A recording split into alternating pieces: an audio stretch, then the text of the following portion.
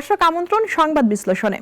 সারাদিনের ঘটে যাওয়া আলোচিত বিষয়গুলো নিয়ে কথা বলতে আমি মুনিয়া জ্যোতি রয়েছে আপনাদের সাথে, এবং আমার সাথে রয়েছে সহকর্মী সাইফুল শাহিন। শাহিন, আপনি সকাল থেকেই আসলে বাইরে ছিলেন, কাজ করেছেন এবং জানেন আজকে কি কি ঘটেছে। তবে আমি একেবারে শুরুতে যে বিষয়টি নিয়ে আসলে আপনার সাথে আলোচনা করতে চাই সেটি হচ্ছে যে দেশের আইন শৃঙ্খলা পরিস্থিতি নিয়ে জনগণ কিন্তু উদ্বেগ প্রকাশ করছে, এবং এই বিষয়টিকে আমলে নিয়ে কিন্তু আজকে 127 জন উচ্চপদস্থ কর্মকর্তাদের নিয়ে, পুলিশের উচ্চপদস্থ কর্মকর্তাদের নিয়ে একটি মিটিং ডাকা হয়েছে, এবং সেখানে কিন্তু সভাপতিত্ব করেছেন সরাসরি প্রধান উপদেষ্টা ডক্টর মোহাম্মদ ইউনূস।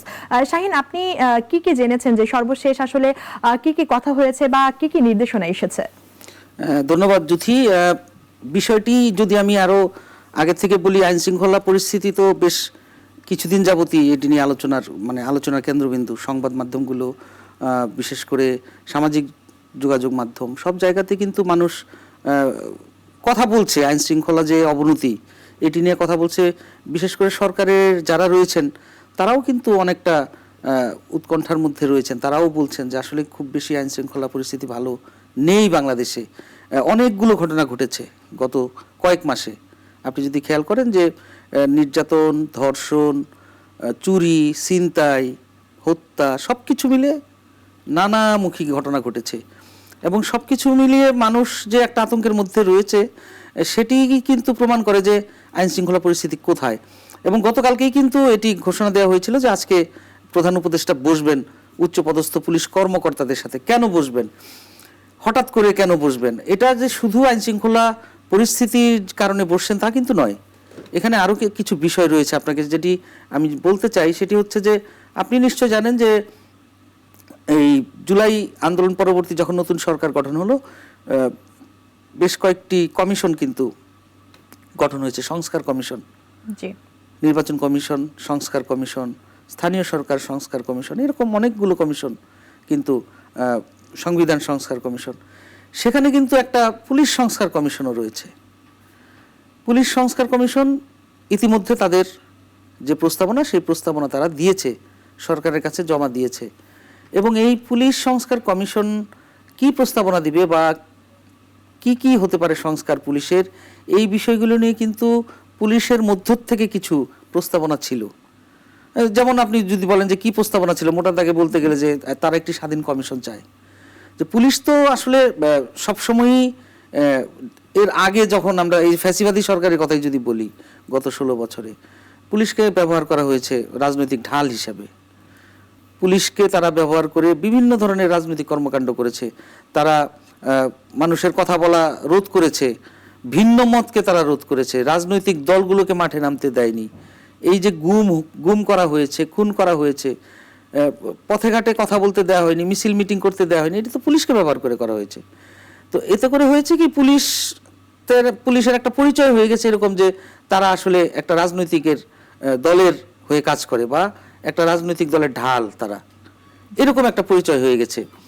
যে কারণে কিন্তু আমরা 5ই আগস্টের সময়ে, যে পরবর্তী সময়ে 2-1 দিনের মধ্যে যে পুলিশের উপরে যে হামলা দেখলাম, পুলিশ নিহত হওয়ার ঘটনায়, পুলিশকে মেরে ফেলা হয়েছে, থানাগুলো জ্বালিয়ে দেওয়া হয়েছে, এগুলো তো কিন্তু একদিনে হয়নি।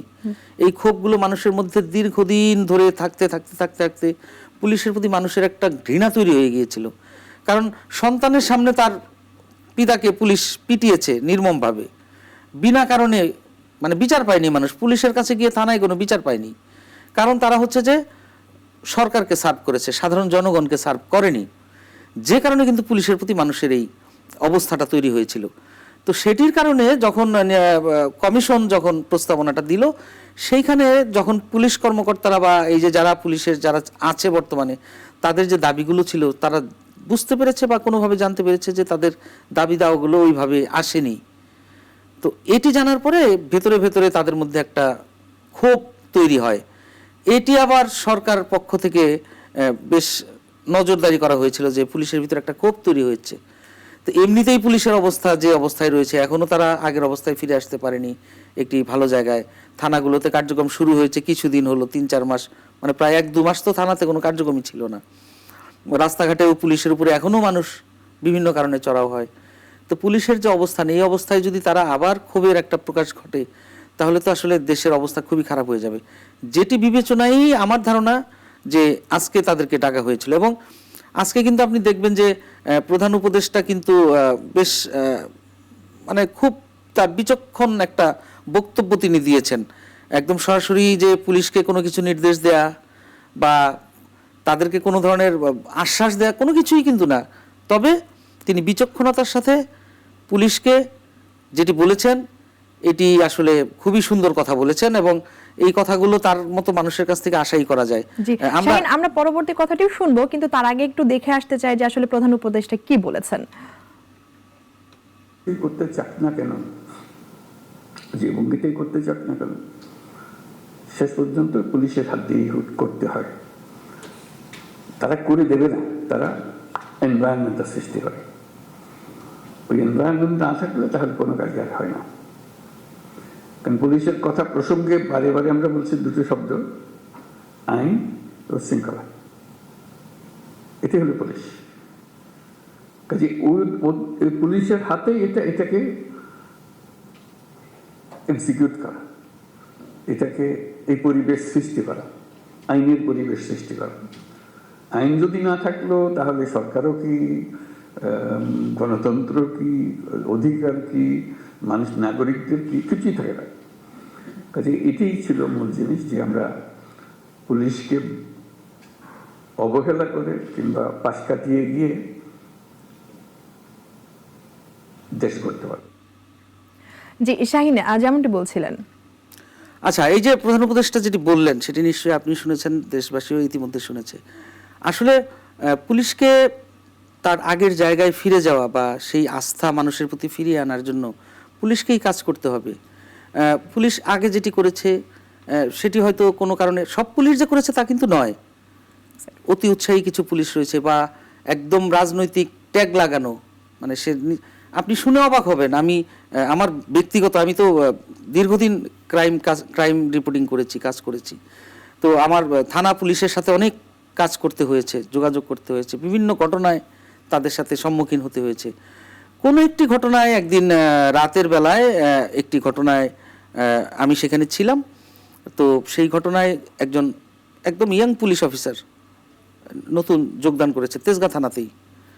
তো আমার সাথে পরিচয় হলো। পরিচয় হওয়ার পরে তাকে বললাম যে ভাই কেমন কাজ করছেন বা কি কেমন লাগছে, নতুন পুলিশে যোগদান করলেন, নতুন যোগদান করে এসছে আর কি। তো উনি বলতেছে যে ভাই আমি অমোক, নামটা আমি নাই বলি, আমি অমোক, আমি ছাত্রলীগের, কেন্দ্রীয় ছাত্রলীগের ভাইস প্রেসিডেন্ট। সে কিন্তু পুলিশের পোশাক পরা। তা আমার খুব অবাক লাগলো, একজন সরকারি কর্মচারী মানুষের সেবা দিবে, একজন পুলিশের পিএসআই বলে তখন নতুন যখন জয়েন করে, একজন কর্মকর্তাই তো, সে একসময় ওসি হবে। তো তার মধ্যে একজন কর্মকর্তা যদি একটি দলের পরিচয় দিতে হয়, সে তখনও গর্ব করে পরিচয় দিচ্ছে। তিনি ছাত্রলীগ, ছাত্রদল, ছাত্র শিবির যেটাই হোক, সেটা আমার বিষয় না, সেটা সে হয়তো ছাত্র জীবনে ছিল।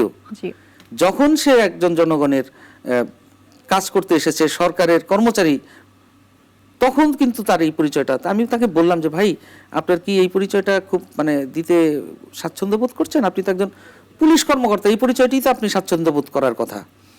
তখন আসলে সে বিষয়টি অন্যভাবে কাটিয়ে নেয়। এই যে অবস্থা ছিল, এবং গোপালগঞ্জের পুলিশ যে থানায় থাকতো, আমরা যেটি দেখেছি বা শুনেছি, সেই থানার ওসিও সেই পুলিশকে কিছু বলতে সাহস পেত না, কারণ তার বাড়ি গোপালগঞ্জ। এই পরিস্থিতিগুলো কেন তৈরি হয়েছে? পুলিশের অবস্থান আজকে মানুষের কাছে কেন এই জায়গায় গিয়েছে? আমার এলাকার কথা বলি, গতকালকে আমার একজন পুলিশ কর্মকর্তার সাথে রাতের বেলায় কোনো একটি আড্ডায় আর কি পরিচয়, তো কথায় কথায় পরিচয় হলো। উনি বললেন যে সর্বশেষ 5ই আগস্ট পর্যন্ত উনি আমার যে থানা টাঙ্গাইল গোপালপুর, সেখানে তিনি ওসি হিসেবে ছিলেন। তো স্বভাবতই আমার বাড়ির পাশেই থানা, আমি সেখানে তার সাথে কথা বললাম, কি অবস্থা সেখানে, আপনি কেমন ছিলেন, 5ই আগস্টে আপনাদের অবস্থান কি ছিল? তো উনি বললো যে ভাই আল্লাহর রহমতে 5ই আগস্টে আমাদের থানায় কোনো হামলা হয়নি, আমিও খুব ভালোভাবে সেখান থেকে আসতে পেরেছি। তা আমি বললাম যে আপনি কিভাবে ভালোভাবে আসলেন? ওখানে তো আওয়ামী লীগের এমপি ছিল, এবং আওয়ামী লীগের এমপি তো বিএনপি যারা করতো তাদের উপরে অত্যাচার করতো বা পুলিশ দিয়ে বিভিন্ন ধরনের হয়রানি করতো, থানার পুলিশরাও তাদেরকে নির্যাতন করতো, আপনাদেরকে তাহলে তো ছাড়ার কথা না। তখন উনি বললেন যে না, আমি আসলে আমার জায়গা থেকে, উনি ভদ্রলোক যেটি বললেন আমাকে, যে উনি ওনার জায়গা থেকে যে কাজটা করার দরকার সেই কাজটি করেছেন। ওনাকে যেভাবে নির্দেশনা আওয়ামী লীগের এমপি দিয়েছে সেটি সে ওইভাবে একদম যে শুনতেই হবে বা তার কথা শুনে অনৈতিকভাবে কাউকে নির্যাতন করতে হবে সেটি তিনি করেননি। সেটি না করার কারণে ওখানকার যারা স্থানীয় মানুষ বা অন্যান্য দলের যারা রাজনীতিবিদ তারা কিন্তু তার প্রতি কোনো অন্যায় অবিচারও করেনি। এই যে বিষয়গুলো আসলে কর্মের ফলই তো মানুষকে একটা কাজে ভোগায়। তো যে পুলিশ কর্মকর্তাগুলো আসলে একেবারে নগ্নভাবে আক্রমণের সাথে জড়িত ছিল, ছাত্রদেরকে পিটিয়েছে, নেতাকর্মীদেরকে পিটিয়েছে, গুমের সাথে জড়িত ছিল, তারা কিন্তু আজকে পলাতক, তারা কিন্তু আজকে নেই। এখন মোদ্দা কথা হচ্ছে যে পুলিশ যে অবস্থায় রয়েছে এই পুলিশকে ফিরে আসতে হবে। পুলিশ হচ্ছে বাংলাদেশের একমাত্র আইন শৃঙ্খলা এমন একটা রক্ষাকারী বাহিনী, তারা একদম মানুষের দোরগোড়ায় পর্যন্ত যেতে পারে এবং সাধারণ মানুষ কিন্তু তার যে কোনো সমস্যা হলে পুলিশের কাছেই যায়। আপনি অনেকগুলো বাহিনী কিন্তু আছে, র্যাব আছে, সেনাবাহিনী আছে, নৌবাহিনী আছে, সবাই বিজিবি রয়েছে, সিআইডি রয়েছে, অনেক ধরনের বাহিনী কিন্তু রয়েছে, কিন্তু মানুষ প্রথম যায় হচ্ছে পুলিশের কাছে। এবং পুলিশের কাছে এই জন্য যায়, পুলিশ হচ্ছে একদম মানুষের কাছে থাকে। এবং প্রধান উপদেষ্টা নিশ্চয়ই সেটিও বলেছেন যে পুলিশকে জনবান্ধব হতে হবে, কারণ তারা যদি জনবান্ধব না হয়, জনগণের মোটিভটা যদি তারা না বোঝে, জনগণের কথা যদি তারা না বোঝে বা জনগণের সেবা যদি তারা না করতে পারে, তারা কখনোই জনগণের সেই আস্থার জায়গায় ফিরে আসতে পারবে না। প্রধান উপদেষ্টা আরো একটি মন্তব্য করেছেন, আমরা আরো একবার দেখে আসতে চাই যে কি বলেছেন তিনি। বাংলাদেশ একটা মস্ত বড় সম্ভাবনাময় দেশ, আমি বারে বারে এটা অনুভব করি। এটা শুধু রাজনৈতিক মাঠের বক্তৃতার জন্য না, ব্যক্তি হিসেবে, দেশের নাগরিক হিসেবে অনুভব করি যে এটা বিরাট একটা সম্ভাবনা, এবং কিছু কিছু উদাহরণও যে কেন এটার সম্ভাবনাটা আমি দেখি। কিন্তু সেই সম্ভাবনাটাকে আমরা বাস্তবের দিকে আনতে পারছি না, থেকে যাচ্ছি। আজকে আমরা একটা সুযোগ পেয়েছি, মস্ত বড় সুযোগ, সেই সম্ভাবনাকে কার্যে পরিণত করা। এবং জুলাইয়ের এই অভ্যুত্থানের ফলে সেই সম্ভাবনাটা সৃষ্টি হয়েছে। এই সম্ভাবনার যে পরিবেশ সৃষ্টি হয়েছে সেটাকে যেন আমরা হারিয়ে না ফেলি। কেন হারিয়ে ফেলা খুব সোজা, মুহূর্তে হারিয়ে যাবে। এই সম্ভাবনাকে ধরে রাখা, যেটুকু সময় আমাদের আছে সেটুকু সময়ের মধ্যে আমরা চেষ্টা করব, ভবিষ্যতে যারা আসবে তারা আশা করি চেষ্টা করবে, পথটা যেন আমরা সৃষ্টি করে দিই। এই পথে আমরা এগুলো সম্ভাবনাগুলো বাস্তবে পরিণত হবে। জি শাহীন, যেমনটি আমরা শুনছিলাম প্রধান উপদেষ্টা একটি সম্ভাবনার কথা বলছিলেন। তিনি বলছিলেন যে যে সুযোগটি আসলে তৈরি হয়েছে সেই সুযোগটিকেও তো কাজে লাগাতে হবে। আমি একটুখানি বলতে চাই যে আপনি পুলিশ সংস্কার কমিশন নিয়ে কথা বলছিলেন, আপনি বললেন যে তারা হয়তো জেনেছে যে তাদের যে সুপারিশগুলো রয়েছে সেই সুপারিশগুলো আসলে তুলে ধরা হয়নি। আসলে সরকারের পক্ষ থেকে সরকার যখন বুঝতে পারলো যে পুলিশ বাহিনী তার মনোবল হারিয়ে ফেলেছে, তারপর থেকে কিন্তু পুলিশ বাহিনীর কাউন্সিলিং করা, পোশাক পরিবর্তন করা, যেমনটি আসলে তারা বলে আসছিলেন, মোটামুটি সব চেষ্টাই তো আমরা করতে দেখেছি। তারপরেও তো গত কয়েক মাসে দেশের যে আইন শৃঙ্খলা পরিস্থিতির যে পরিমাণ অবনতি আমরা দেখেছি, আমরা নিজেরা সংবাদ প্রকাশ করেছি, সেই জায়গা থেকে আসলে আর কি কি করা যেত? বা দেখেন, এই যে আপনি পোশাক পরিবর্তনের কথা বললেন, পোশাক একটি বাহ্যিক একটি ব্যাপার। আমি কি পোশাক পরেছি, পোশাক নিয়ে কিন্তু অনেক গল্প রয়েছে, যদিও পোশাকের মূল্যও রয়েছে। কোনো কোনো জায়গায় আমরা শেখ সাদী খানের পোশাকের গল্প শুনেছিলাম যে তার পোশাকের কারণে তাকে কি ধরনের খাবার দেওয়া হয়েছিল, আবার উনি যখন দামি পোশাক পরে গেলেন তখন দামি খাবার দেওয়া হলো, সেই খাবার তিনি পোশাকের পকেটেই নিলেন, বললেন যে এটা তো আমাকে দেয়া হয়নি। তো আসলে কি, পোশাক কিন্তু আসলে মানুষকে বড় করে না বা ছোট করে না। পোশাক পরিবর্তনটা একটি দৃষ্টান্ত হতে পারে, কিন্তু সেই পোশাক পরিবর্তনের মাধ্যমে পুরো পুলিশ বাহিনী পরিবর্তন হয়ে যাবে সেটি কিন্তু মনে করার কিছু নেই। পুলিশকে পরিবর্তন হতে হবে তাদের আত্মশুদ্ধির মাধ্যমে, তাদের বিবেক বুদ্ধি বিবেচনা দিয়ে, তবেই তারা যদি মানসিকভাবে পরিবর্তন হয়। পুলিশ আসলে কেন এত কথা কেন পুলিশকে নিয়ে হচ্ছে? পুলিশ তো আসলে মানুষের খুব পছন্দের থাকার কথা।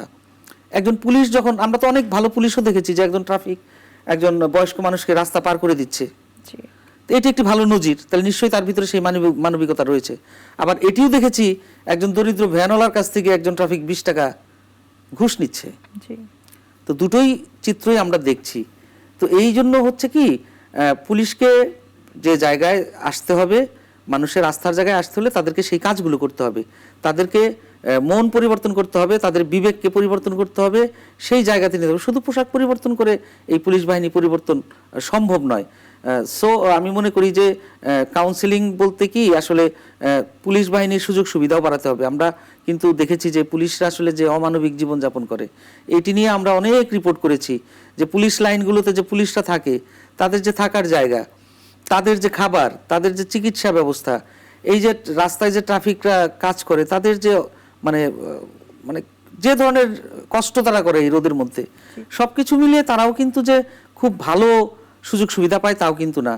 কেন, একটা মানুষ যখন ভালো সুযোগ সুবিধা পাবে, যখন সে সুখে থাকবে, তখন কিন্তু সে অন্যদিকে যেতে চাইবে না।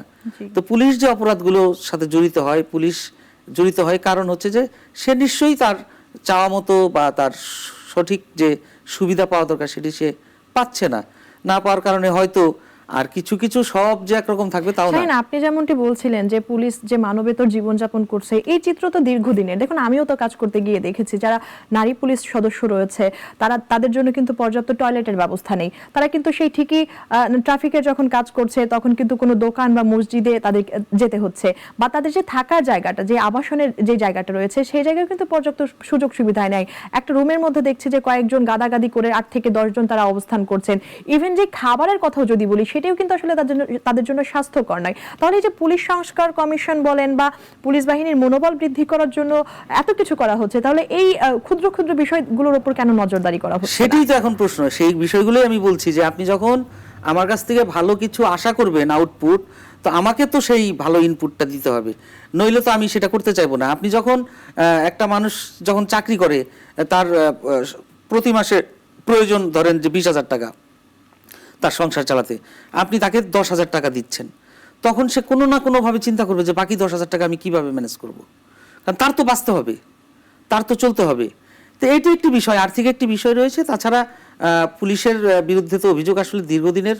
পুলিশরাও কিছু কিছু খারাপ ভালো মিলিয়েই, সব প্রফেশনেই খারাপ ভালো মিলিয়ে থাকে, পুলিশের ভিতরেও সেরকম ভালো মন্দ থাকবে। কিন্তু একটা পর্যায়ে যখন ভালোর দিক বেশি হয়ে যাবে, তখন আর খারাপরা সেখানে জায়গা পাবে না। তো আমরাও চাই যে সেই ধরনের পুলিশ বাহিনী বাংলাদেশে গড়ে উঠুক।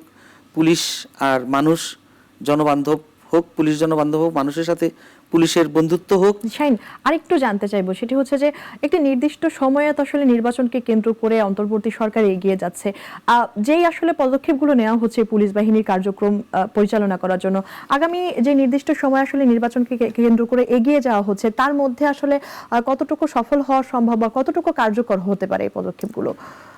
সব সংস্কার যে এই নির্বাচনের আগে, এটি নিয়ে কিন্তু অনেক আলোচনা হচ্ছে।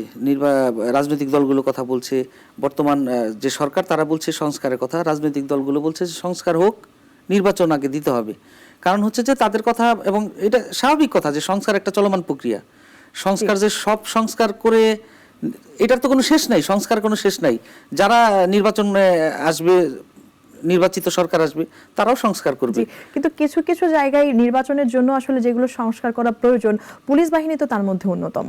তো সেক্ষেত্রে আসলে তারা কতটুকু এগিয়ে যেতে পারবে? এখন দেখেন, দেশের এখন যে পরিস্থিতি রয়েছে, আমাদের নির্বাচন কমিশন সংস্কার কিন্তু হচ্ছে। নির্বাচন কমিশন স্বাধীন একটি প্রতিষ্ঠান। নির্বাচন কমিশন যদি স্বাধীন প্রতিষ্ঠান হিসাবে তার দায়িত্ব সঠিকভাবে পালন করতে পারে, সে যদি কারো দ্বারা বায়াস না হয়, এর আগে যেগুলো দেখেছি আমরা যে নির্বাচন কমিশনকে সরকার পরিচালনা করত, সরকার যেভাবে চাইতো সেভাবে পরিচালিত হতো, পুলিশ বাহিনীকে সরকার পরিচালিত করত। কিন্তু এই পুলিশ বাহিনী নির্বাচনের সময় নির্বাচন কমিশনের অধীনে থাকবে, প্রশাসন নির্বাচন কমিশনের অধীনে থাকবে। যদি তাই হয়, আর নির্বাচন কমিশন যদি স্বচ্ছ হয়, নির্বাচন কমিশন যদি একটি সুন্দর, নিরপেক্ষ, গ্রহণযোগ্য নির্বাচন উপহার দিতে চান, যদিও তারা বারবার সেটি বলছেন, আজকেও 18টি দেশের প্রতিনিধিরা কিন্তু সভা করেছেন নির্বাচন কমিশনারের সাথে, সেটি কিন্তু তারাও কিন্তু বলেছেন যে একটি সুষ্ঠু নির্বাচন কিভাবে করতে হয়, সমস্ত ধরনের সহযোগিতা নির্বাচন কমিশনকে করা হবে। এবং নির্বাচনের জন্য নির্বাচন কমিশন প্রস্তুত। আমি কিন্তু দীর্ঘদিন নির্বাচন কমিশনের সাথে কাজ করি, নির্বাচন কমিশনের সংবাদগুলো সংগ্রহ করি, এবং এই নির্বাচন কমিশন যেটি বলছে যে তারা বিভিন্নভাবেই কাজ করছে, তারা প্রস্তুত সুন্দর, সুষ্ঠু এবং নিরপেক্ষ, অংশগ্রহণমূলক একটি নির্বাচন তারা উপহার দিবে। এবং তারা বলছে যে অতীতে নির্বাচন কমিশনগুলো সরকারের কাছে হয়তো বন্দী ছিল বা তারা তাদের জন্য কাজ করেছে, এখন আর সেই দায়বদ্ধতা তাদের নেই। তারা স্বাধীন, সম্পূর্ণ স্বাধীন কমিশন হিসেবেই তারা এই কাজটি করতে চায়, সুন্দর একটি নির্বাচন উপহার দিতে চায়। এবং এতে হবে কি, সাধারণ দেশের মানুষ, রাজনৈতিক দল সবাইকে কিন্তু সহযোগিতা করতে হবে, তারা একা সেটি করতে পারবে না। নির্বাচন কমিশন কখনোই এই সারা বাংলাদেশে এতগুলো আসনে নির্বাচন যে সুষ্ঠু করে নিয়ে আসবে, তাদের একার পক্ষে সম্ভব নয়। এটি হচ্ছে যে দেশের নাগরিকদের সহযোগিতা করতে হবে। পুলিশ প্রশাসন বলেন, আরও যারা আইন শৃঙ্খলা রক্ষাকারী বাহিনী রয়েছে, তারা সবাই মিলে যদি একত্রভাবে সবাই মিলে যদি সহযোগিতা করে, সবাই যদি চায় যে একটি ভালো নির্বাচন হোক, সুন্দর একটি পরিবেশের মধ্যে নির্বাচন হোক, মানুষ ভোট দিক, যে ভোট না দেওয়ার আকাঙ্ক্ষা রয়েছে তরুণ প্রজন্মের, তারা ভোট দিতে পারেনি, সেই জায়গাতে এসে যদি তারা চায় যে ভোট আমরা দিতে চাই, তাহলে কিন্তু আজকে আরেকটি কথা বলি যে দীর্ঘদিন কিন্তু আমাদের যে অনেক প্রবাসী, তারা কিন্তু ভোট দিতে পারে না, ভোটের সময় আসতে পারে না। আজকেও কিন্তু নির্বাচন কমিশনার সানাউল্লাহ সাহেব বলেছেন যে প্রবাসী ভোটারদের জন্য এবং ওই বিদেশি যারা আসছিলেন অতিথি, যাদের সাথে কথা হয়েছে, 18টি দেশের প্রতিনিধি, তাদের সাথে কথা হয়েছে, তারাও এটি খুব গুরুত্ব সহকারে দেখেছেন যে প্রবাসীদের ভোটটাকে অবশ্যই কাউন্ট করতে হবে এবং প্রবাসীদের ভোট দেওয়ার ব্যবস্থা তারা রাখতে চাচ্ছে। এবং সেখানে বলা হয়েছে তিনটে অপশন। আপনি প্রবাসীদের ভোট নিয়ে বলছিলেন, প্রক্সি ভোটিং নিয়ে যদি একটুখানি বলতেন। হ্যাঁ, প্রক্সি ভোটিং হচ্ছে, আমি যেটি বলছিলাম যে আমাদের দেশের যারা এমনিতে ভোট দেয়, বয়স্ক মানুষ বা অন্ধ, যারা হাঁটতে পারে না বা যাদেরকে কোলে করে নিয়ে যেতে হয়, তাদের ক্ষেত্রে কিন্তু এই একটি সিস্টেম আছে যে সাথে একজন যেতে পারে, গিয়ে উনার মতামত অনুযায়ী সে ভোটটা সাথে যে ব্যক্তি, মনোনীত ব্যক্তি, উনি দিয়ে দেয়। এখন প্রবাসীদের প্রক্সি ভোট কিভাবে হবে? প্রবাসীদের প্রক্সি ভোটার একটাই অপশন, সে তার মনোনীত ব্যক্তিকে ফোনে বলে দিবে যে তুমি অমুক মার্কায় ভোটটা দিয়ে দাও, তখন তার মনোনীত লোক ওই মার্কায় ভোটটা দিয়ে দিবে।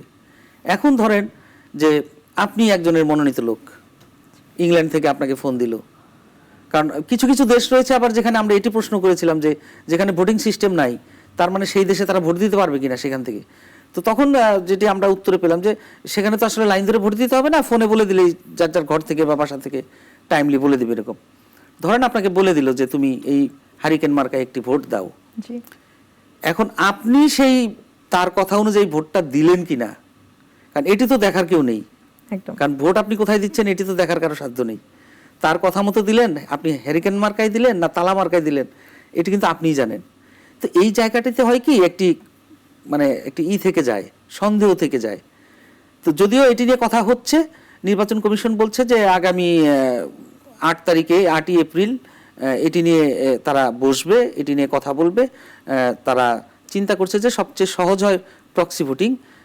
আমার ধারণা যে তাদের যে কথাবার্তার ধরনে যা বুঝলাম, হয়তো প্রবাসীদের জন্য প্রক্সি ভোটিংটাই হতে পারে। আলোচনা সমালোচনা যেটাই হোক, অন্তত কিছু ভোট তো প্রবাসীরা দিতে পারবে, সেটি ভুল হোক আর শুদ্ধ হোক। তো ভালো উদ্যোগ নিচ্ছে নির্বাচন কমিশন, সেটি হচ্ছে সবচেয়ে বড় কথা। তবে নির্বাচন কমিশন এবং ভোট নিয়ে যেহেতু কথা বলছি, তো এর আগে আইন শৃঙ্খলা নিয়েও কথা বললাম, আপনাকে আরেকটি জিনিস মনে করিয়ে দিই, খুব আলোচিত বিষয় এই সময়ে। আমরা যারা সংবাদকর্মী বা সামাজিক যোগাযোগ মাধ্যমে বেশ আলোচনা, আপনি নিশ্চয়ই জানেন যে পুলিশের পাশাপাশি নির্বাচনে কিন্তু সেনাবাহিনীর কথা চলে আসে, বিজিবি তো থাকেই। তো সেনাবাহিনী যে নির্বাচনে আসে বা নির্বাচনে চাওয়া হয়, যারা বিরোধী দল থাকে তারা চায় যে সেনাবাহিনী থাকুক নির্বাচনে।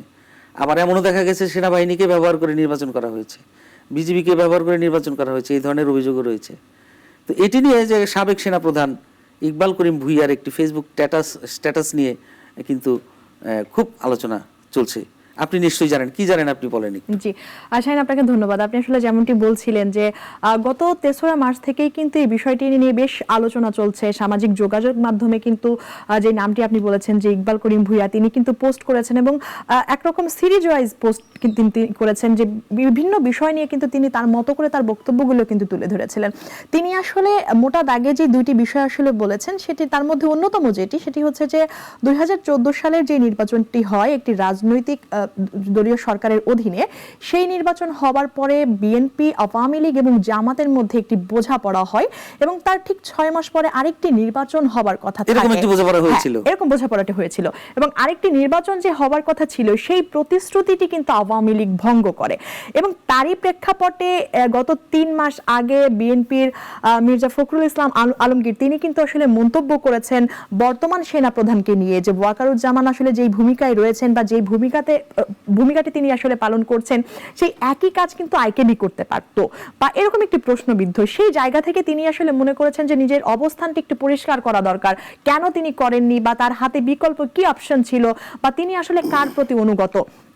তিনি আসলে তার পোস্টটি দ্বারা বা নিজেকে যেভাবে ব্যাখ্যা করেছেন, তিনি আসলে বলতে চাচ্ছিলেন যে কোনো রাজনৈতিক দলের মধ্যে বোঝাপড়া রক্ষা করাটা আসলে তাদের সেনাবাহিনীর দায়িত্বের মধ্যে পড়ে না।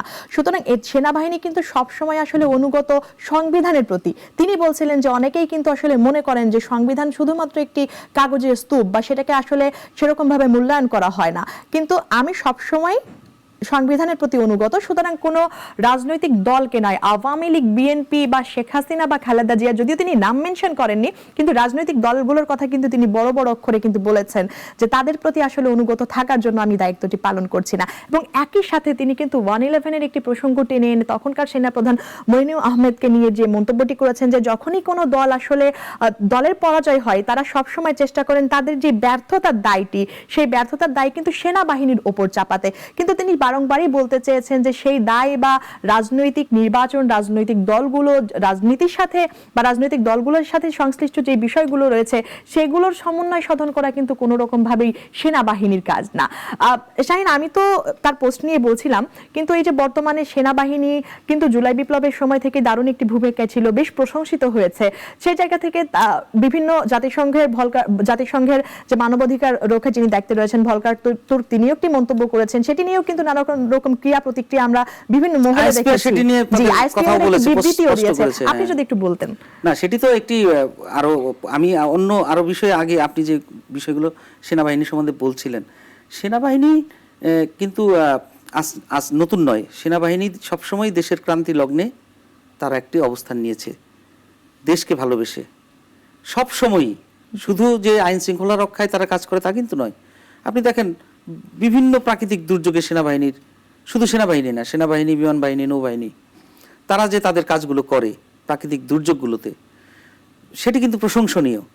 এবং যখনই দেশে কোনো রাজনৈতিক অস্থিরতা তৈরি হয় বা বড় ধরনের কোনো সমস্যার তৈরি হয়, পট পরিবর্তনের পরিস্থিতি তৈরি হয়, সেটা আপনি 5ই আগস্টের কথা বললেন। এর আগেও কিন্তু আমরা দেখেছি যে প্রেসিডেন্ট জিয়াউর রহমান উনি যখন সরকার দেশের কাঁধে নেন, দেশের দায়িত্ব কাঁধে নেন, সেটাও কিন্তু এরকম একটি সময়ে খুবই একটি ক্রান্তি লগ্নে নিতে হয়েছে। তো যুগে যুগে কিন্তু সেটি আমরা দেখেছি যে সেনাবাহিনী দেশের জন্য কাজ করেছে। এবং আপনি যেটি বলছেন যে তারা আসলে কোনো রাজনৈতিক দলের হয়ে কাজ করার জন্য না, তারা দেশের সংবিধানকে ভালোবেসে, দেশকে ভালোবেসে, দেশের মানুষকে, তাদের অবস্থানটা এখন পর্যন্ত মানুষের কাছে কিন্তু সেই আস্থার জায়গাতে রয়েছে। নইলে কিন্তু থাকতো না, তারা যদি এই কাজটি না করতো তাহলে কিন্তু তাদের অবস্থান এই জায়গায় থাকতো না। আজকে কিন্তু মানুষ কিছু হলেই সেনাবাহিনীর কথা বলে, যে সেনাবাহিনী আসলে এটা হতো, সেনাবাহিনী থাকলে এত কিছু খারাপ হতো না, ভালো হতো। কিন্তু দেখেছি দেশের আইন শৃঙ্খলা পরিস্থিতি, সেনা শাসন নিয়ে কিন্তু গুঞ্জন উঠেছিল, অনেকেই চাচ্ছিল, আশা ব্যক্ত করেছিল। সেটি আমি বলতেছি যে গুঞ্জন উঠেছিল, এবং রাজনৈতিক দলগুলো যখন একে অপরের সাথে বিতণ্ডায় জড়াচ্ছে, তখন কিন্তু বর্তমান যে সেনাপ্রধান তিনি কিন্তু কথা বললেন, এবং বেশ জোরে সোরেই বললেন যে আসলে সবাইকে ঠিক থাকতে হবে। এবং তারপরে কিন্তু আবার সবকিছু দেখা গেল যে আসলে এই যে এই ভূমিকাগুলো নেওয়ার জন্যই কিন্তু তারা। আর ইকবাল করিম ভূঁইয়া যেটি বলেছেন, তিনি তার অবস্থানটা পরিষ্কার করতে চাচ্ছেন। আসলে সবাই যে একরকম তা কিন্তু নয়, তিনি তার জায়গা থেকে তার অবস্থান পরিষ্কার করছেন। তিনি বোঝাতে চাচ্ছেন যে সেই সময়ে 2014 নির্বাচনে যে কাজটি হয়েছিল, আওয়ামী লীগ যেটি বিএনপি এবং জামাতের সাথে করেছিল চুক্তি, যে 6 মাস পর একটি নির্বাচন দিব, এটি একটি রাজনৈতিক টোপ। রাজনীতিতে শেষ বলে কোনো কথা নেই। এবং রাজনীতিতে আমি বললাম আর সেটি হয়ে গেল লিখিত, তা কিন্তু নয়। রাজনীতি কিন্তু পাল্টা, মানে টিনের চশমা যেটাকে বলে, অনেক সময় টিনের চশমাটাই হয়ে থাকে, যে আপনাকে কোনো রকম বলে কই আমি এটা করে নিলাম, তারপরে আমি আর চিনি না আপনাকে, এরকম। তো আওয়ামী লীগ সেই কাজটি করেছে। তারা হয়তো বলেছে যে 6 মাস পর একটা নির্বাচন দিবে, ক্ষমতায় যখন বসে গেছে আর কিসের নির্বাচন, তারপরে কিন্তু তার আসল পরিচয়টা বেরিয়ে আসছে।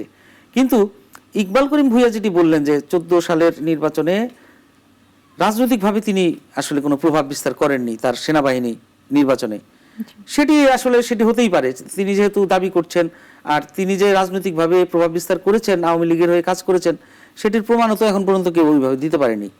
তবে আবার কোনো সেনাপ্রধান যে এমন কাজ করেছেন সেটির প্রমাণও কিন্তু রয়েছে। শুধু সেনাপ্রধান না, আমরা যদি জেনারেল আজিজের কথা বলি, তার বিভিন্ন কর্মকাণ্ডের কথা আপনি নিশ্চয়ই জানেন, যে তিনি যখন বিজিবির প্রধান তখন একটি নির্বাচন হয়েছে দেশে, এবং এটি নিয়ে কিন্তু আল জাজিরাতে যে নিউজটি হয়েছে তাকে নিয়ে, তার পরিবারকে নিয়ে, সেখানে কিন্তু স্পষ্টভাবে সেইখানে উল্লেখ রয়েছে সেই প্রতিবেদনে যে বিজিবি প্রধান হিসাবে আজিজ সাহেব কি ধরনের সুবিধা শেখ হাসিনাকে দিয়েছেন নির্বাচনে তাকে জিতিয়ে আনতে। তারপরে তো সেনাপ্রধানই ছিলেন, সে সেনাপ্রধান থেকেও তো এই যে জেনারেল আজিজ ভিন্ন জিনিস। আবার ধরেন যে পুলিশ প্রধান যদি বেনজিরের কথা বলি, উনার দুর্নীতির তো শেষ নাই, সেগুলো তো নিয়ে তো অনেক কিছুই জেনেছেন। এই যে তার মানে আবার ভালো পুলিশ প্রধানও রয়েছে, কিন্তু এখনো আমরা যারা এই পুলিশ নিয়ে বা আইন শৃঙ্খলা নিয়ে যখন সংবাদ করি, আমরা কারো ইন্টারভিউ করতে যাই, সাবেক পুলিশ প্রধানদের ইন্টারভিউ আমরা করছি, তারা কিন্তু ভালো মানুষ, তাদের কথা আমরা শুনছি এখনো, তারা তো ভালো আছে। তাহলে আরেকজন পুলিশ প্রধান তাকে কেন এখন জেলে থাকতে হচ্ছে? যার যার কাজের ফলিত সে করবে। তো সেনাবাহিনী আসলে সেনাবাহিনীকে তর্কে বিতর্কের ঊর্ধ্বেই আমি মনে করি যে রাখা উচিত।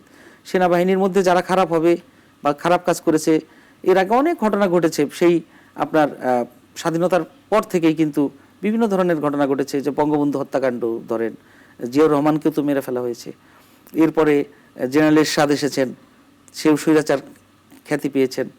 তো এই যে সেনা শাসনের উদ্ভব হয়েছে দেশে, এগুলো কিন্তু আসলে সময়ের কারণে হয়েছে, রাজনৈতিক প্রেক্ষাপটের কারণে হয়েছে। দেশের রাজনীতি যখন আসলে ফেল করে, হতাশ হয়ে যায়, তখনই কিন্তু এই ধরনের উদ্বেগের তৈরি হয়। কারণ গণতান্ত্রিক একটা রাষ্ট্রে কেন সেনা শাসন আসবে? গণতান্ত্রিক একটি রাষ্ট্র, গণপ্রজাতন্ত্রী বাংলাদেশ সরকার, এখানে জনগণ যে রাষ্ট্রের ক্ষমতায় থাকার কথা, জনগণের ম্যান্ডেট নিয়ে একটি দল, সেখানে রাজনৈতিক দল, তারা দেশ চালাবে, সেখানে তো সেনা শাসন হওয়ার কোনো প্রশ্নই আসে না। তাহলে সেই সুযোগ কারা করে দিচ্ছে? এই রাজনীতিবিদরাই করে দিচ্ছে, দেশের মানুষই করে দিচ্ছে। তো সেই আলোচনায় আর আমরা বেশি যেতে না চাই। আমি একটু আসলে মনে করাতে চাই যে এখন নতুন করে আলোচনায় আছে যে যারা নতুন একটি দল গঠন হয়েছে, ছাত্র সংগঠনও গঠন হয়েছে, কিন্তু এর বাইরে গিয়েও যারা আসলে একটি নির্দিষ্ট ছাত্র সংগঠনের নাম আছে এবং সেখানে যারা আসলে সাবেক নেতা, তাদের কয়েকজন নেতা মিলে একটি নতুন প্ল্যাটফর্ম গড়ে তোলার একটি গুঞ্জন উঠেছে। আপনি কি জানেন? হ্যাঁ, এই আজকেই খবরটি এসেছে, বিভিন্ন গণমাধ্যমে সংবাদপত্রেও এসেছে। আসলে দেখেন যে আমি যেটি বলতেছিলাম ইয়ের আগে, বিরতির আগে, যে বাংলাদেশের রাজনৈতিক দল, বড় বড় রাজনৈতিক দল, আওয়ামী লীগ, বিএনপি, জামায়াত, এই জাতীয় পার্টি, বিশেষ করে আরও তো অনেক দল রয়েছে। আওয়ামী লীগ তো এখন আর নেই বললেই চলে। আওয়ামী লীগের আপাতত আবার কখনো হয়তো আসবে, সেই সময় বলে দিবে কখন আসবে। এখন রয়েছে বিএনপি, জামায়াত, জাতীয় পার্টির অবস্থাও সেইভাবে আর নেই।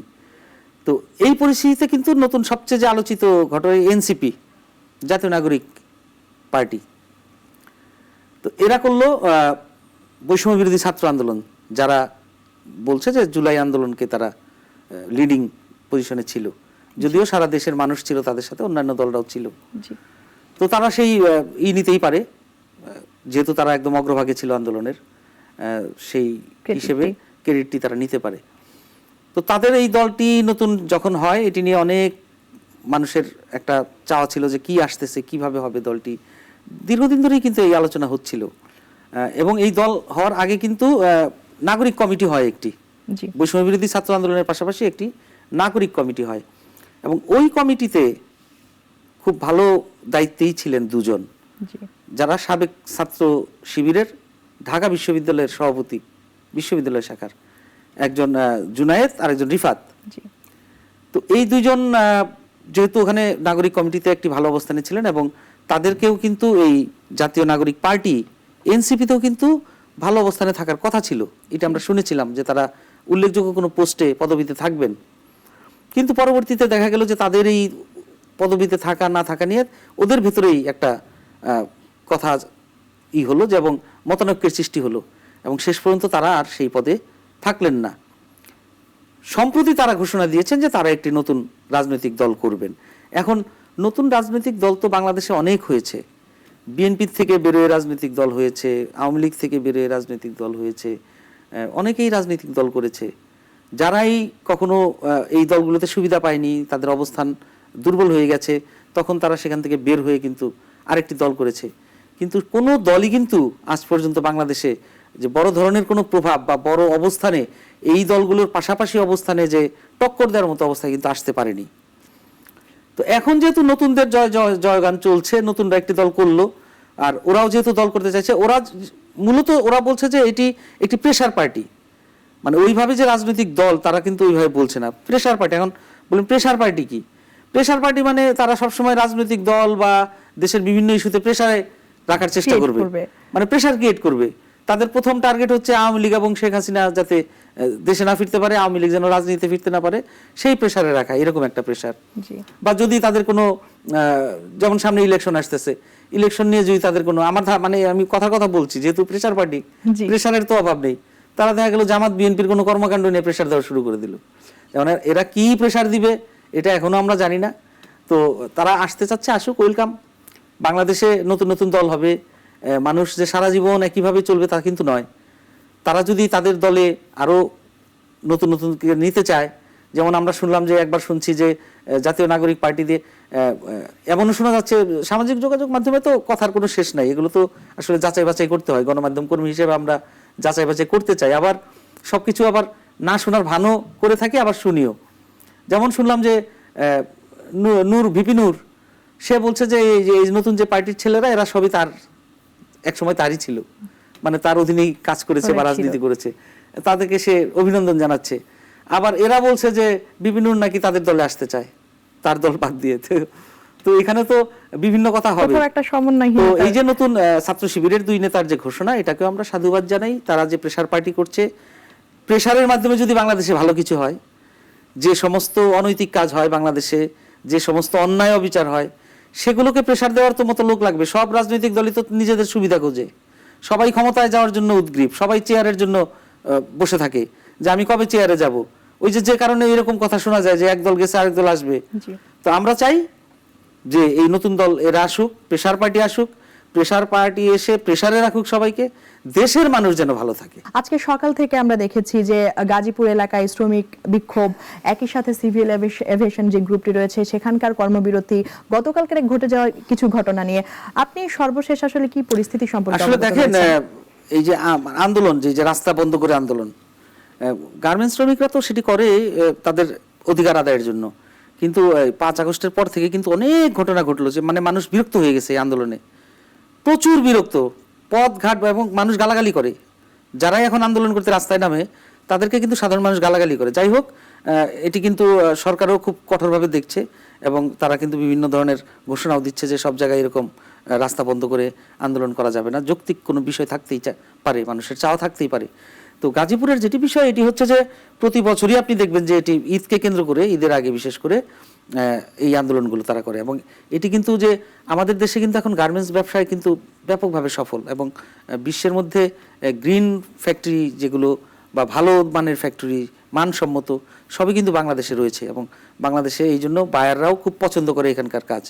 কিন্তু মূলত এগুলো কারা করে? এগুলো ভুইফোর কিছু ব্যবসায়ী আছে এই গার্মেন্টস ব্যবসার সুযোগে, তারা হচ্ছে যে বিভিন্ন ধরনের সাপ্লাইয়ের ব্যবসা করে, যে বিভিন্ন প্রোডাক্ট সাপ্লাই দেয় বা অর্ডারি কাজ করে। এরা কিন্তু যে একদম গার্মেন্টসের যে অরিজিনাল ব্যবসায়ী তা কিন্তু নয়। এই যে লোকাল মার্কেটে যে সমস্ত মালপত্র পাওয়া যায়, এরাও কিন্তু বলে যে নিজেদের গার্মেন্টস ব্যবসায়ী, এরা কিন্তু এক্সপোর্টার বা ইম্পোর্টার নয়। তো এরা হচ্ছে যে ফ্যাক্টরি ভাড়া করে নিয়ে কাজ করে, তারপরে এদের স্বভাব চরিত্র ভালো না, এরা ওই কর্মচারীদের টাকা দিতে পারে না। তখন হয় কি, এই কর্মচারীরা রাস্তায় নামে, আর হঠাৎ করে এরা বন্ধ করে দেয়। যদিও কিছু বড় কোম্পানিও রয়েছে, তারাও অনেক সময় একটা, যেহেতু এটা শিপমেন্টের ব্যাপার, টাকা পয়সার ব্যাপার, ঠিক মতো মালামাল না গেলে, সেই বিল তারা না পেলে, এলসি ব্যাপার, তো সেগুলো না পেলে ব্যাংকের ব্যাপার রয়েছে, অনেক সময় একটু সমস্যা হয়ে যায়। কিন্তু কিছু অসাধু কর্মচারী রয়েছে বা এই শ্রমিক অসন্তোষ যারা তৈরি করে, তারা কিন্তু এই দিকে থাকে যে তারা একটি অসন্তোষ তৈরি করবে, এবং এটি অসন্তোষ তৈরি করে আশুলিয়া এবং গাজীপুর এলাকায় কিন্তু সবসময়ই কিছু না কিছু হলেই তারা রাস্তায় নামে ভাঙচুর করে, এবং এটি তারা করে। এবং এটির জন্য শিল্প পুলিশ রয়েছে, কাজ করছে। শ্রমিক মালিকরাও বেশ এটি নিয়ে, মালিক পক্ষ থেকেও সবসময় উদ্যোগ নেওয়া হয়। যারা এরকম ডিফল্টার মালিক থাকে তাদেরকে ডেকে সহযোগিতাও করা হয়। সরকারও এর আগে অনেককেই এরকম সহযোগিতা করেছে যে যাতে শ্রমিকরা ভালো থাকে, কারণ এই শ্রমিকদের দিয়েই তো অনেক কিছু, শ্রমিকদেরও ভালো থাকতে হবে। কিন্তু আমাদের কথা হচ্ছে শ্রমিকদের ব্যবহার করে কোনো খারাপ কিছু যাতে না করা হয়, কোনো খারাপ উদ্দেশ্য যাতে এতে না করা হয়। আরেকটি হচ্ছে যে যেটি বলেন সিভিল এভিয়েশনের বিষয়, সিভিল এভিয়েশনে আসলে সিভিল এভিয়েশনের যে সিকিউরিটি এটি কিন্তু দীর্ঘদিনই ছিল, তারা নিজেরাই তাদের সিকিউরিটি করত, বেসামরিক বিমান চলাচল কর্তৃপক্ষ, কিন্তু তাদের বিরুদ্ধেও অভিযোগ রয়েছে। এই যে সোনা চোরাচালান থেকে শুরু করে বিভিন্ন ধরনের অপকর্মের সাথে কিন্তু এই সিভিল এভিয়েশনের সিকিউরিটিরা জড়িত ছিল। মানে অনেকবার এটা প্রমাণিত হয়েছে, তারা ধরা পড়েছে, তারা বিচারের আওতায় গেছে। শেষ পর্যন্ত কিন্তু সরকার বাধ্য হয়েছে যে সেখানে আলাদাভাবে এসপিবিএন একটি পুলিশের টিম দেওয়ার জন্য, এবং সরকার চাইছে যে একটি নতুন স্পেশাল সিকিউরিটি টিম গঠন করবে এয়ারপোর্টের জন্য। তো যখনই এটি করতে যাচ্ছে তখনই তাদের মাথায় বাড়ি পড়ছে, যে তারা ভাবছে যে তাহলে তো আমাদের সবকিছু শেষ, কারণ তারা যে অবৈধ পন্থায় যে টাকা পয়সা রোজগার করতো সেটা তো আর করতে পারবে না। এগুলো আন্দোলন তারা করবে। সিভিল এভিয়েশনের কর্মচারীদের দুর্নীতি খিস্তি বলতে গেলে 2 দিনেও শেষ হবে না। এই প্রতিষ্ঠানগুলো কিন্তু সংস্কার করা প্রয়োজন। আমরা যেটি বলি যে সরকারের বেশ কিছু প্রতিষ্ঠান রয়েছে যেগুলো আসলেই এমনভাবে সংস্কার করা প্রয়োজন, তারা যেন আসলে আর জীবনে এই ধরনের দুর্নীতির কথা ভাবতে না পারে। এই সিভিল এভিয়েশনের মতো দুর্নীতিগ্রস্ত একটি প্রতিষ্ঠান কবে ভালো হবে এটি নিয়েও কিন্তু আমরা শঙ্কা প্রকাশ করি। তো সময় আজকে হয়তো শেষ। আপনাকে আমি শেষ একটি কথা যেটি আপনার কাছ থেকে জানতে চাই, কারণ সারা অনুষ্ঠানে তো আমিই বললাম, হামজা একটি নাম, যে নামটি আজকে কয়েকদিন যাবতই বেশ আলোচনায় বাংলাদেশ গণমাধ্যম সমাজ মাধ্যমে। বলেন আসলে হামজা বিষয়ে কি জানেন? জি, সাইফুল শাহীন, আপনাকে অসংখ্য ধন্যবাদ। দেখুন, ক্রিকেটের পাশাপাশি কিন্তু ফুটবলও কোনো অংশে পিছিয়ে নেই, এবং এই হামজা দেওয়ান চৌধুরী তিনি কিন্তু বাংলাদেশি বংশোদ্ভূত একজন ব্রিটিশ নাগরিক। সো তিনি কিন্তু ব্রিটিশ ফুটবলার হিসেবেই বিশেষ পরিচিত। এই মুহূর্তে তিনি আজকে তার পরিবার সহ বাংলাদেশে এসেছেন, এবং এই আগামী 25 তারিখ বাংলাদেশ ফুটবল অঙ্গনে তার কিন্তু অভিষেক হতে যাচ্ছে ভারতের বিপক্ষে। এই বিষয়টি নিয়ে কিন্তু মানে তরুণ যারা একদম ফুটবল প্রেমী রয়েছেন তাদের মধ্যে কিন্তু বিশাল একটি উত্তেজনা বিরাজ করছে। আপনি দেখে থাকবেন ফেসবুক বা অন্যান্য যে পেজগুলো রয়েছে, ইনস্টাগ্রাম যেসব প্রোফাইলগুলো রয়েছে, সেখানে কিন্তু মানুষের যারা ফুটবল প্রেমীরা রয়েছে তাদের কিন্তু একদম মন্তব্যের ছড়াছড়ি, তাকে ওয়েলকাম করা হচ্ছে বিভিন্ন রকম ভাবে, বিভিন্ন উপায় অবলম্বন করে কিন্তু তাকে স্বাগত জানানো হয়েছে।